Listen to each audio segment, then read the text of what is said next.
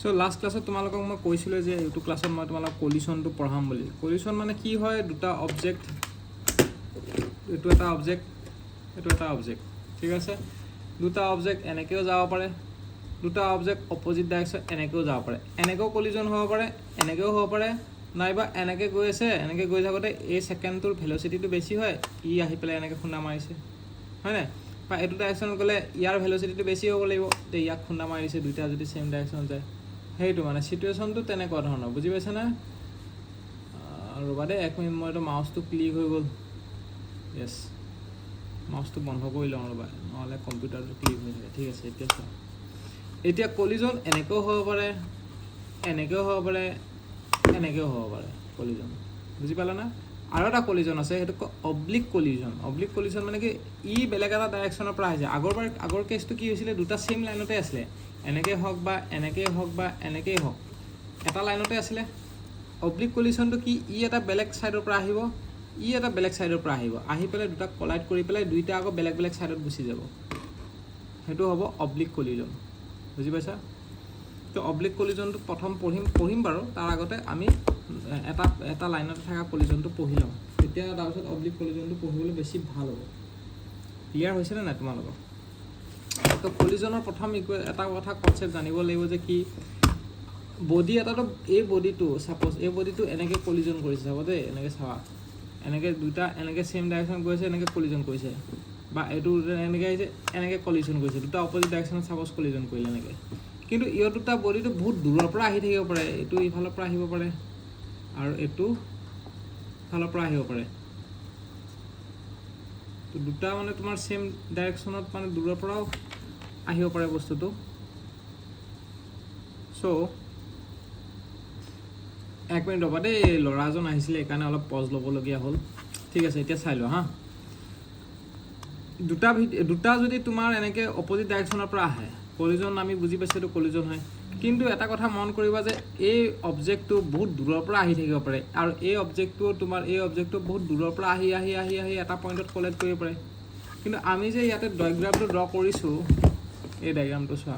এইটো নাচাবা এইটো oblique collision এইটো চোৱা এইটো ডায়াগ্ৰাম ড্ৰ কৰিছো এটো ইয়াতে কলিজন হৈছে আৰু এনেকে সেপাৰেশন গুছি গৈছে তো এই পোৰশনটো যে আমি ড্ৰ কৰিছো এই পোৰশনটো হ'ব জাস্ট বিফৰ কলিজন মানে অবজেক্টটো কিমান দূৰৰ পৰা আহিছে এটো আমাৰ কাৰণে মেটাৰ নকৰে জাস্ট বিফৰ কলিজন তাৰ ভেলোসিটিটো কিমান হয় হেতু মেটাৰ কৰিব এটো হল কলিজন কলাইড হৈ গল আৰু এটো এখিনি জায়গাত যোনটো ড্ৰ কৰিব হেতু আফটাৰ কলিজন হ'ব বুজি পাইছা তো জাস্ট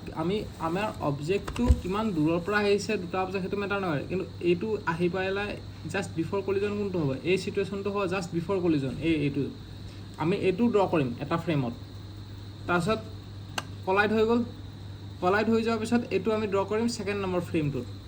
তাৰ পিছত আফটাৰ কলিজন সাপোজ ইয়াৰ ভেলোসিটিটো বেছি আছে তো ইয়াক ঠেলিব এনেকে তো এই ঠেলাৰ পিছত এটো হ'ব আফটাৰ কলিজন এই গ্যাপটো যেটো থাকি গল এটো আফটাৰ কলিজন বুজি পাইছা তো হেতু বস্তু মানে আমি মেইনটেইন কৰিব লাগিব এই ফ্ৰিকশন চেপ্টাৰটোত তোমালোকৰ ফ্ৰিকশন চেপ্টাৰহে কৈছো কলিজন চেপ্টাৰটোত তোমালোকৰ দুটা বস্তু ইম্পৰ্টেন্ট হয় এটা হ'ল তোমালোকৰ মাস ভেলোসিটি দেখিছা না মাস আৰু ভেলোসিটি আৰু লগতে মোমেন্টামটো ইম্পৰ্টেন্ট এটো হ'ল লিনিয়াৰ মোমেন্টাম আৰু এটা আছে এঙ্গুলাৰ মোমেন্টাম তোমালোকক মই লাষ্ট দুটামান নে তিনটামান ক্লাছত মই তোমালোকক বুজাইছিলো লিনিয়াৰ মোমেন্টাম এঙ্গুলাৰ মোমেন্টামৰ হেৰিটো তথাপি মই আকৌ বুজাই দিম বাৰু এটো এটা হল মোমেন্টামটো ইম্পৰ্টেন্ট মোমেন্টামটো কি হয় m * v হয় হয়নে মোমেন্টাম = m * v আৰু এটা বস্তু ইম্পৰ্টেন্ট আছে হেতু হল e টো কি হয় e is nothing but coefficient of restitution টো কি হয় এটো কি বুলি কয় e বুলি কয় ক্লিয়াৰ হৈছে তো e টো ইম্পৰ্টেন্ট হয় লগতে মোমেন্টামটো ইম্পৰ্টেন্ট তো এটা বস্তু চাই লোৱা ইয়াতে এইখন কিতাপত তোমালোকক মই ইয়াতে দেখাইছো কিতাপত চাব নালাগে এটো বেলেগকে দেখাইছো চাই লোৱা দেখি আছা নহয় এটো চোৱা আমি মোমেন্টাম মানে কি হয় জানা মোমেন্টাম = mv আমি জানো হয়নে এখন পোৰশন চাব নালাগে হা এটো হৈ গল লাষ্ট ক্লাছতে পঢ়াইছিল এটো মোমেন্টাম মানে কি হয় mv এই মোমেন্টামটো কেতিয়াবা কাইনেটিক এনাৰ্জিৰ লগত লিংক কৰি পেলাই খুধে কাইনেটিক এনাৰ্জিৰ লগত কেনেকৈ লিংক কৰে চোৱা আমি কাইনেটিক এনাৰ্জি মানে কি হয় হাফ mv²। তো এটো আমি এটা কাম কৰিম এটো কি কৰিম এটো কাইনেটিক এনাৰ্জিটো ইয়াতে লিখি ললো কাইনেটিক এনাৰ্জি = হাফ mv² হয়নে এতিয়া আমি কি কৰিম এম ভি বনাবলৈ চেষ্টা কৰিম এম ভি কেনেকৈ বনাম ইয়াতে আমি এমটো তলত মাল্টিপ্লাই কৰিলোঁ এমটো যদি তলত মাল্টিপ্লাই কৰোঁ ওপৰত আৰু এম এটা মাল্টিপ্লাই কৰিব লাগিব আৰু এইটোতো আছেই অলৰেডি এম ভি স্কুৱেৰটো আছেই হয় নাই আৰু ওপৰে তলে এইটো আমি মাল্টিপ্লাই কৰি ল'লোঁ মাল্টিপ্লাই কৰি লোৱাৰ পিছত কি হৈ গ'ল বাৰু কোৱাচোন বাৰু তোমালোকে তো এইটো এম আৰু এইটো এম কি হ'ব এইটো এম আৰু এইটো এম কি হ'ব মাল্টিপ্লাই হৈ যাব মাল্টিপ্লাই হৈ যোৱাৰ পিছত half m square v square divide by m তো এম স্কুৱেৰ ভি স্কুৱেৰটো আমি এনেকৈ লিখিব পাৰোঁ নাই m v the whole square divide by m আৰু এম ভি স্কুৱেৰ মানে কি হয় এম ভি মানে কি হয় মমেণ্টাম তো এইটো আমি কি লিখিব পাৰোঁ P square divide by twice M kinetic energy তো এই ইকুৱেশ্যনটো কেতিয়াবা ইম্পৰ্টেণ্ট হৈ যায় যে kinetic energy is equal to P square divide by twice M মনত ৰাখিব নালাগে ডিৰাইভ কৰি ওলাব পাৰিব সৰু ডিৰাইভেশ্যন হয়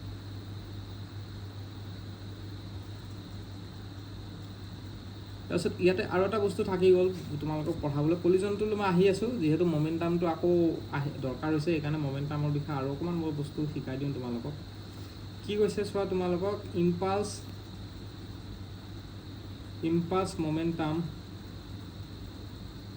মমেণ্টাম থিয়ৰম ইম্পালছ মমেণ্টাম থিয়ৰম কি হয় ইম্পালছ মমেণ্টাম থিয়ৰম হৈ গ'ল ইম্পালছ মমেণ্টাম থিয়ৰম কি হয় চাই লোৱা ইম্পালছ মানে কি হয় চাই লোৱা ইম্পালছ মানে হৈ গ'ল চেঞ্জ ইন মোমেণ্টাম ইম্পালছ মানে কি চেঞ্জ ইন মোমেণ্টাম বুজি পাইছা আৰু ইম্পালছ মানে কি হয় চেঞ্জ ইন মোমেণ্টাম তো ইম্পালছ ইজ ইকুৱেল টু তুমি এনেকৈ আৰু এটা ফৰ্মুলা আছে ইম্পালছৰ আৰু এটা ফৰ্মুলা আছে এফ টি এফ ইনটু টিটোকো ইম্পালছ বুলি কয় কিন্তু এটা পাৰ্টিকুলাৰ পৰ্চনৰ কাৰণে যদি দিয়া থাকে আৰু ইণ্টিগ্ৰেট যদি কৰিবলগীয়া হয় তেতিয়াহ'লে তোমালোকে লিখিবা ইণ্টিগ্ৰেশ্যন এফ ডি টিটোৱে হ'ব তোমালোকৰ impulse momentum which is equal to impulse মানে এইটোও হয় ওপৰতো চেঞ্জ ইন মমেণ্টাম মানে কি হ'ব P2 মাইনাছ P1 বুজি পাইছা তো ইম্পালছ মানে হ'ল P2 minus P1 which is equal two integration F D T এই ফৰ্মুলাটো মনত ৰাখিবা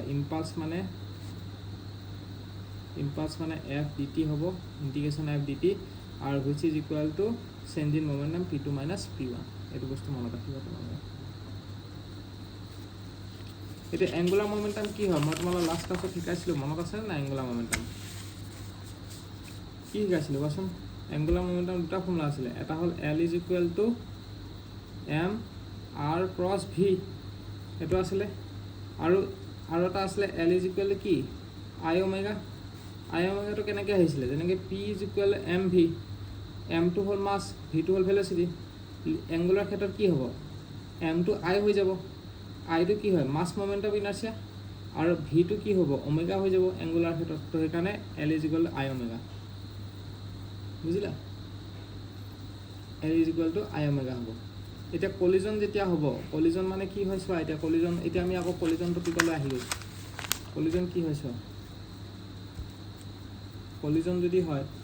জাষ্ট বিফৰ কলিজন ছাপ'জ ইয়াৰ মাছটো M1 হ'ব ইয়াৰ এইটো M2 এইটো হ'ব U1 আৰু এইটো হ'ব U2 হা জাষ্ট বিফৰ কলিজন এইটো এটা কেছ আৰু এইখিনি জেগাত কি হৈ গ'ল এইটো কলিজন হৈ গ'ল আৰু এইটো জাষ্ট আফটাৰ কলিজন এইটো হ'ব V1 আৰু এইটো হ'ব V2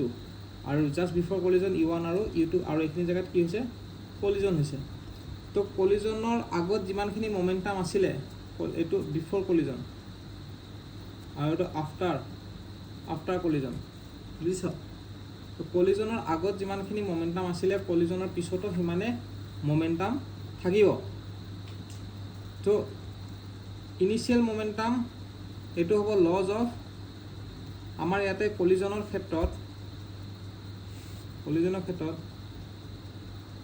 ক্ষেত্ৰত কি এপ্লাই হয় লজ অফ কনজাৰ্ভেশ্যন অফ মোমেণ্টামটো এপ্লাই হয়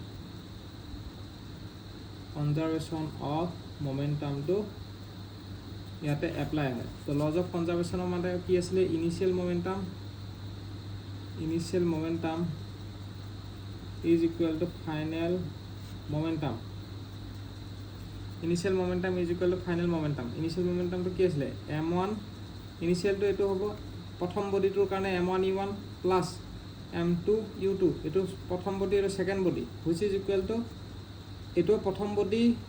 after collision m1 v1 plus m2 v2 এইটো ফাৰ্ষ্ট বডি এইটো এটা ফাৰ্ষ্ট বডি এইটো বিফৰ কলিজন এইটো আফটাৰ কলিজন এইটো সেকেন্ড বডি এইটো সেকেন্ড বডিৰ কাৰণে এইটো বিফৰ কলিজন এইটো আফটাৰ কলিজন তো এইটো হ'ব law of conservation of momentum এইটো কোনটো মোমেন্টাম লিনিয়াৰ মোমেন্টাম এতিয়া তোমালোকক যদি হেৰিটো লাগে law of conservation of angular momentum যদি লাগে এংগুলাৰ মোমেন্টামটো চাই লওঁ কনজাৰ্ভেশ্যন অফ এংগুলাৰ মোমেন্টামটো যদি লাগে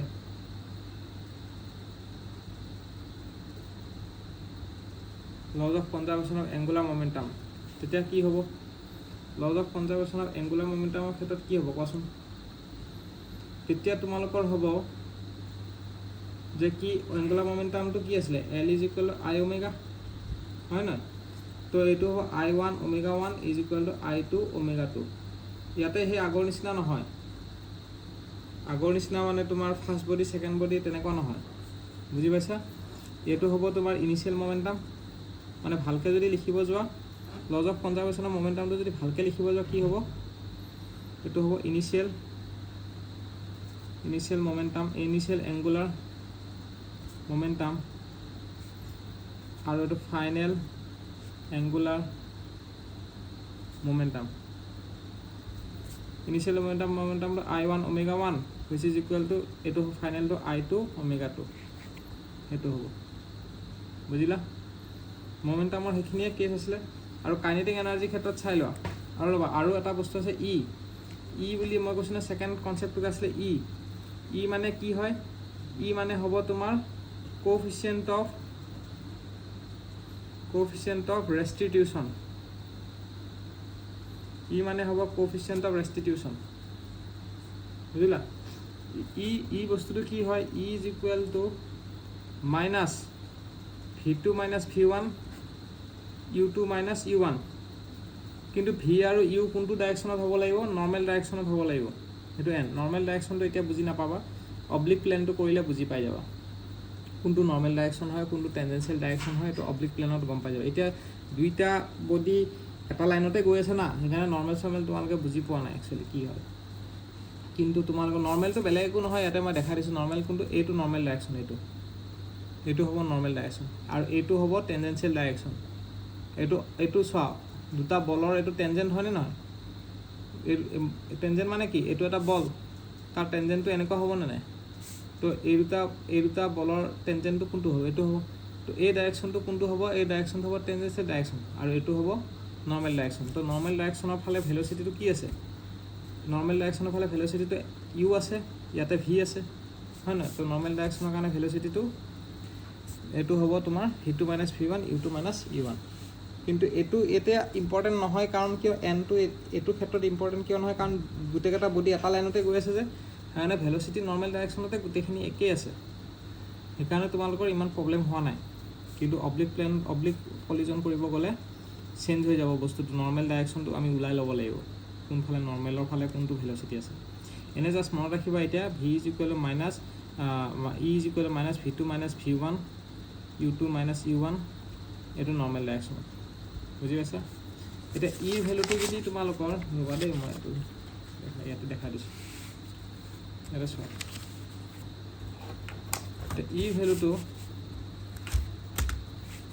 ভ্যালুটো যদি তোমালোকৰ ৰবা 1 মিনিট ইয়াতে ই ভ্যালুটো যদি 1 হয় তেতিয়া হলে ইলাস্টিক কলিজন ইৰ ভ্যালুটো যদি 0 হয় তেতিয়া হলে প্লাস্টিক কলিজন নতুবা তুমি ক'ব পাৰা ইনইলাস্টিক কলিজন হ'ব পাৰে আৰু ইৰ ভ্যালুটো যদি 0 আৰু 1 হয় 0 আৰু 1 ৰ মাজত থাকে তেতিয়া হলে হ'ব semi elastic or semi plastic collision বুঝিলা এতিয়া তোমালোকৰ কাইনেটিক এনাৰ্জি কথা আহি গ'ল হা, কাৰণ বডি দুটা এনেকৈ গৈ আছে যেতিয়া কিবাটো কাইনেটিক এনাৰ্জি এই বডিটোৰ কাৰণে থাকিব, এইটো বডি নাম্বাৰ 1 আৰু বডি নাম্বাৰ 2 এইটোৰ কাৰণে বেলেগ কাইনেটিক এনাৰ্জি থাকিব, বুজিলা? দুইটা অবজেক্টৰ কাৰণে কাইনেটিক এনাৰ্জি বেলেগ বেলেগ থাকিব। তো এতিয়া কথাটো হ'ল যে কি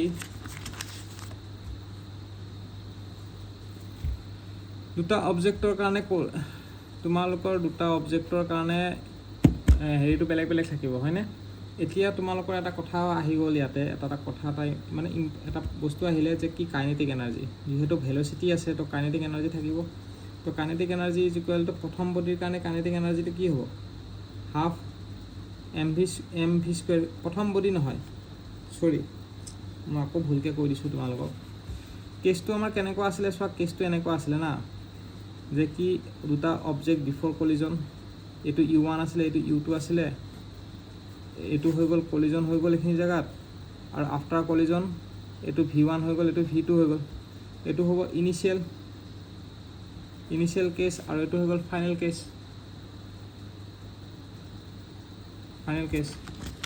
তো কাইনেটিক এনাৰ্জি